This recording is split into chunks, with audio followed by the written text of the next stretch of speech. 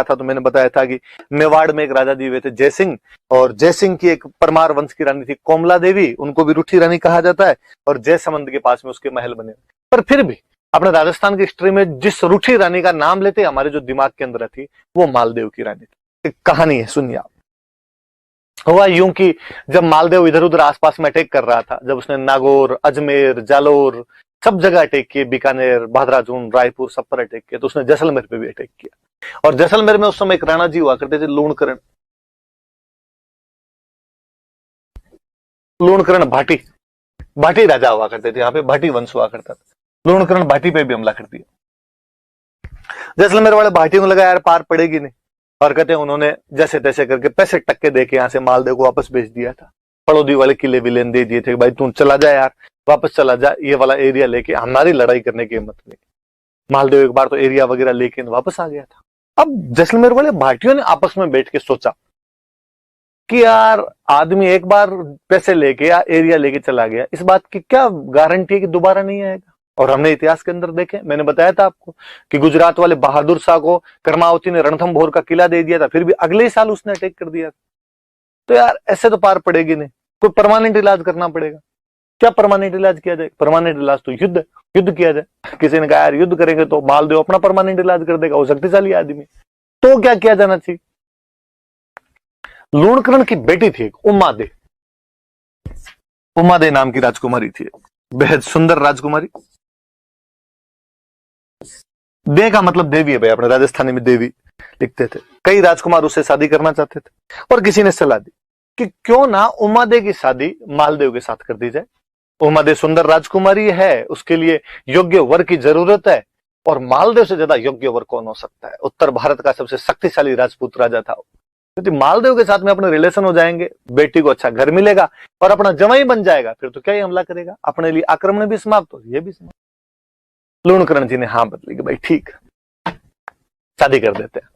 मालदेव के पास में समाचार भेजा गया कि साहब जैसलमेर वाली अपनी राजकुमारी उमादे की शादी आपसे करना चाहते हैं, क्या आप तैयार हैं? मालदेव जी तैयार ही बैठे। मालदेव जी ने कहा साहब पक्का, मैं तो कर लूंगा, सुंदर राजकुमारी से क्यों नहीं शादी करना चाहिए। कहते हैं मालदेव जी यहाँ से बारात लेके जैसलमेर गए, खूब बड़ी सी बारात, इतने बड़े राजा की बारात जाए तो जानी थी।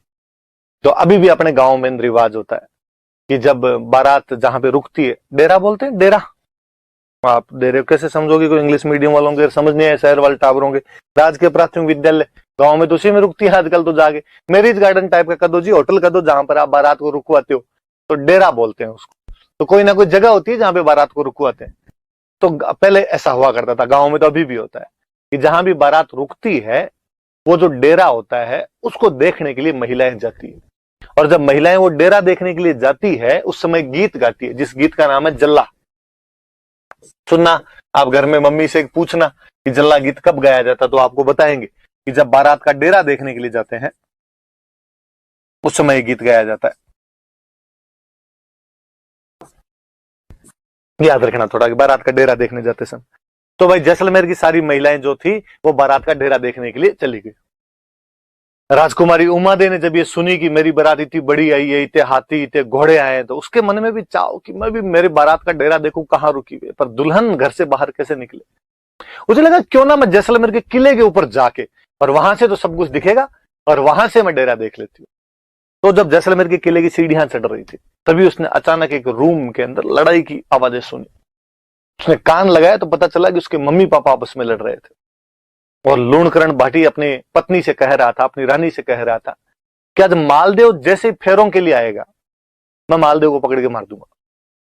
और रानी बेचारी के क्यों मार दोगे, बेटी का सुहाग है अपने, आप ऐसे कैसे मार सकते हो? और उसने कहा नहीं, कोई सुहाग वाग नहीं, ये मंगता थोड़े दिन पहले अटैक करने के लिए आया था अपने, और ये तो दबाव में आके शादी करनी पड़ रही है, वरना मैं शादी आज करूं कल करूं। अब ऐसे तो इसको प्रत्यक्ष युद्ध में तो मार नहीं सकते, डायरेक्टली तो इसको मैं मार नहीं सकता, इसलिए आज मौका है, फेरों में तो अकेला आएगा, अकेला आएगा तब मैं मार दूंगा इसको, और यदि तूने किसी को बता दिया तो देख लेना पहले तेरे को मारूंगा। बेचार रानी डरी हुई, क्या करे पर पति के सामने। जब उमादे ने बार ये सब बातें सुनी, उमादे को लगा अब क्या किया जाए। एक तरफ मेरे पिता है जो मेरे होने वाले पति को मारना चाहते हैं, एक तरफ मेरे पति हैं जिनको इस धोखे की जानकारी नहीं है, मुझे क्या करना चाहिए इसमें। और फिर उसे लगा कि किसी हिंदू लड़की के लिए सगाई अपने आप में आधा विवाह होता है, और मुझे मेरे पति का साथ देना चाहिए। और कहते उसने नीचे आके एक लेटर लिखा और गुपचुप तरीके से मालदेव के पास पहुंचाया कि मालदेव जी आज जब फेरों में आओ तो थोड़े सावचेत रहना, क्योंकि मेरे पिता आप पर हमला कर सकते हैं। मालदेव जी ने लेटर पढ़ा और मालदेव जी राजी हुए। उनका रानी हो तो ये हो कि सगाई हो रखी है, शादी अभी तक हुई नहीं, फिर भी मेरा साथ देने के लिए तैयार है। उन्होंने वापस समाचार भेजा कि थैंक यू, वैसे तो वैसे नहीं मरता इनसे, पर तुमने थोड़ा सावचेत कर दिया तो और ठीक है। और अब मालदेव जी ने अपने साथ में जो बाराती गए हुए थे उनमें से 2 ढंग के बॉडी बिल्डर से छांटे और उन बॉडी बिल्डर को कहा कि तुम दोनों का एक ही काम, आज लूणकरण को फेरों में मत आने देना जब तक मेरे फेरे नहीं हो जाए, बाकी मैं देख लूंगा। उन्होंने कहा ठीक है। मालदेव जी गए तोरण मारने के लिए, तोरण की सारी रस्में खत्म हुई, मालदेव जी अंदर फेरों के लिए गए, बाकी वाले बाराती महफिल के अंदर जाके बैठे, पार्टी सार्टी चलने लगी। लूणकरण जी भी इधर उधर अब तक तो बिजी थे। लूणकरण जी ने कहा अच्छा, मालदेव अकेला अंदर चला गया, तब लूणकरण जी घर के अंदर जाने लगे।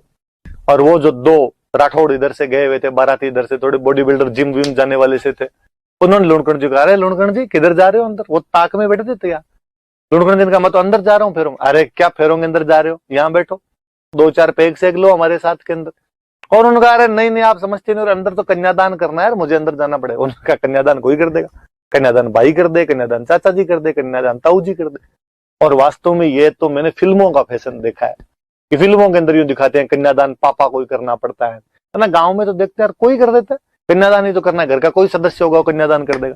फिल्मों वालों ने कई रस्में चला दी, और ना पहले नहीं होता वो तो। मुझे तो हमेशा ये बड़ा अजीब सा लगता है, मैं शहरों में फिल्मों में जब आगे देखता हूँ कि यहाँ पे लड़की की शादी होती तो भी सब घर वाले सज धज के एकदम तैयार रहते हैं।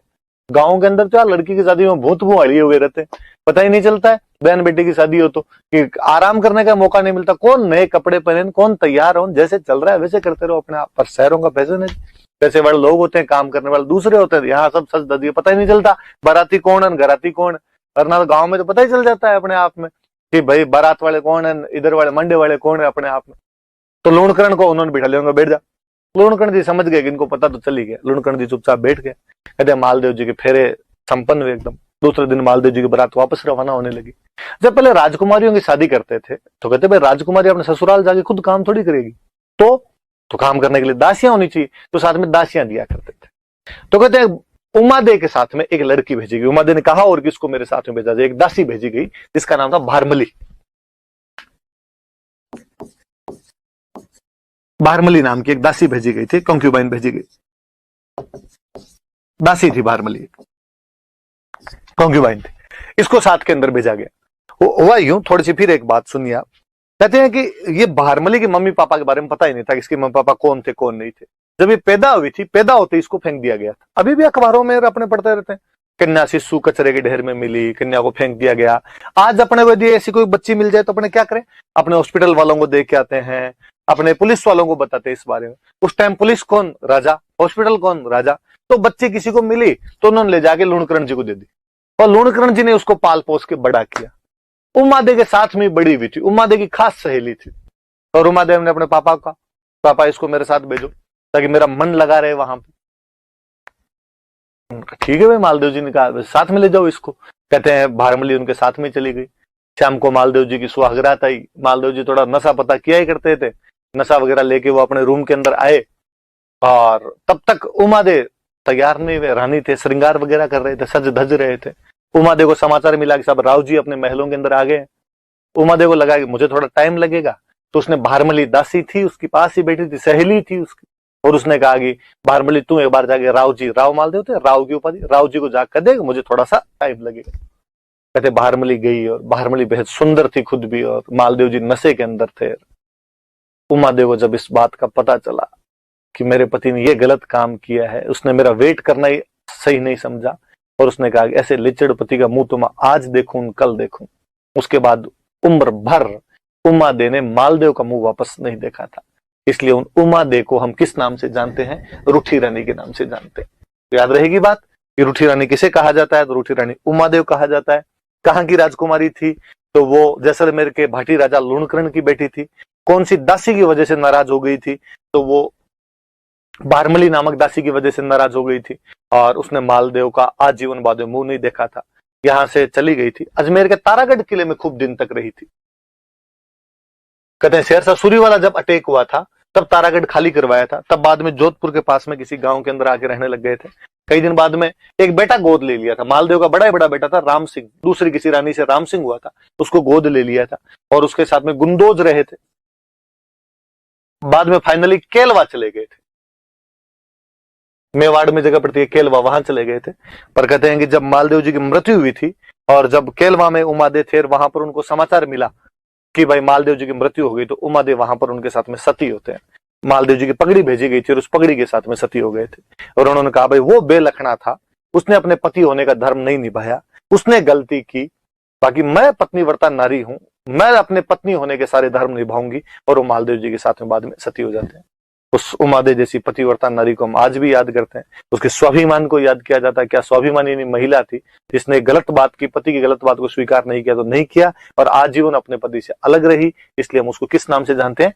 रूठी रानी के नाम से जानते हैं। अजमेर के तारागढ़ किले में रही थी, बाद में फाइनली लास्ट में तो राम को लेके केलवा चली गई थी और केलवा में वहां अपने पति की पगड़ी के साथ में क्या हो गई थी? सती हो